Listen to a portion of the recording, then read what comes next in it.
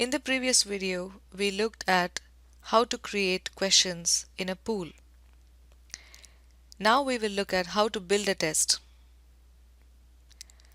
We're going back to our Test Surveys and Pools area and we'll click on Tests. This is the tests dashboard. You can see that we already have two tests in here. As you can see, both these tests have not been deployed, which means they're not available to students. There are two options to create tests. The first option is to build a test using questions that you can manually enter or pull from the pool that you've created. The other option is to import a test that has been exported from another course in a Blackboard ready format. Many a times, publishers will provide Blackboard ready tests which you can import. Today we will look at how to build a test, and we'll build this test from the pools that we just created. Let's click on Build Test. We are now on the test information page. We are going to give a name to our test. Note that this information would be visible to your students when you make it available to them. So make sure this is easy for your students to identify. I'm going to call this Test 1. Under Description, you can include any information that would help your student to identify this test. Next, you can add instructions. These instructions will be visible to students before they begin the test. Once you've entered these, click Submit. Now we are in the test canvas where we can add questions. There are three ways to add questions within the test canvas. You can either create a question from scratch, and we already saw this process in the previous video. You can also reuse a question.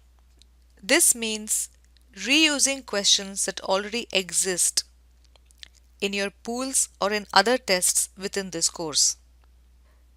Here you can create a question set from which to pull questions. You can create a random block from which the system will randomly pull questions. Or you can find specific questions from the pool or from other tests within the course. The third option is to upload questions, and this would be a Blackboard ready file that you've exported from another course. So these are the three options to add questions to your test canvas. In today's demonstration, we will do a mix of questions from the pool and unique questions for this particular test. We'll click on Reuse Question and click on Question Set. And this takes us to the pools area. As you can see, we have our Chapter 1 pool, Chapter 2 pool, and the sample test questions. These are our three pools.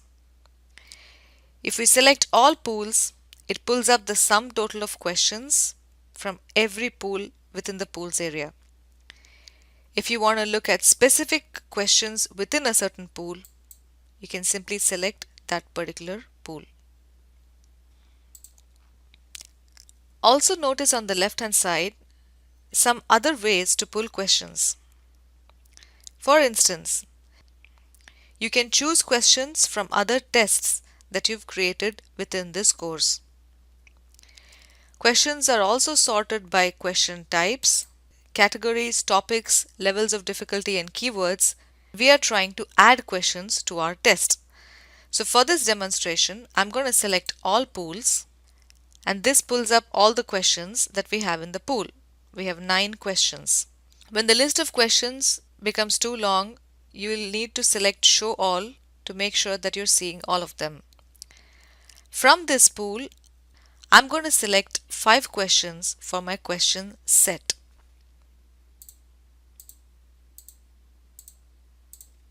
I I know I have selected 5 questions because they reflect here. I'll click submit. And we are back to our test canvas, and you can see a question set has been created. I can expand the question list here, and these are my 5 questions. To view these questions, you can click on the view button. This will also tell you this question has been used 2 times in these 2 tests. You can also edit the question right here by clicking on the drop down next to the question title. To remove a question, simply select the question and click remove. So I have 5 questions in this set, and I would like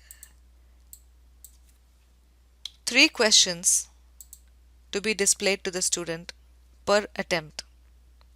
And on the right hand side, we have points per question. By default, the system has assigned 10 points per question. I'm going to change this to 2 points per question.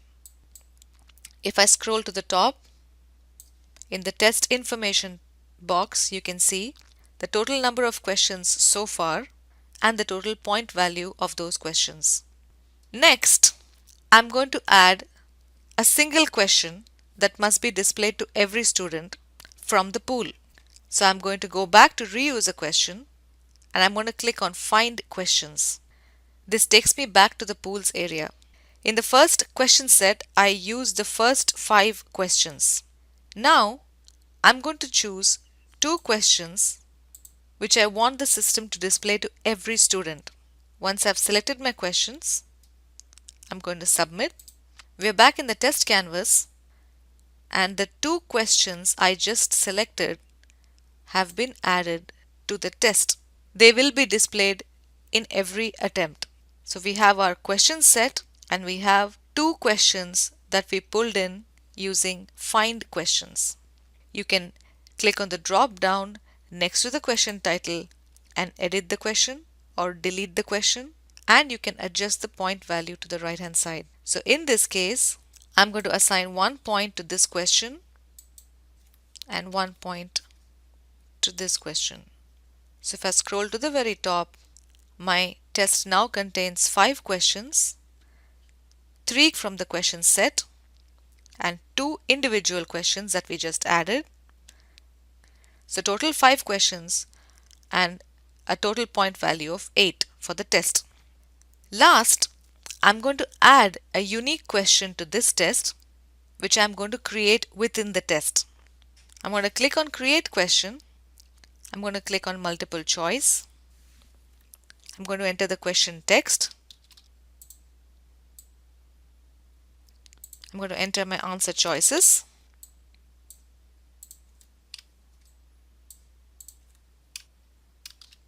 Select the correct answer choice and submit. We're back to the test canvas, and if I scroll to the bottom, the question I just created has been added. It has also been added back to the pool, and I'm going to give a point value of 2 for this question. It's always a good idea to differentiate questions by point value so that challenging questions are worth more points and easy questions are worth less points. So now under test information, you can see the test has 6 questions and is worth 10 points. You can also adjust the ordering of questions by dragging and dropping questions in order. I'm going to change what's question 6 right now. I'm going to drag it up at the very top. So this is now question 1. Next we have the question set, and next we have question 5 and question 6. So this is the order in which the students will see the questions. First, they will see the multiple choice question.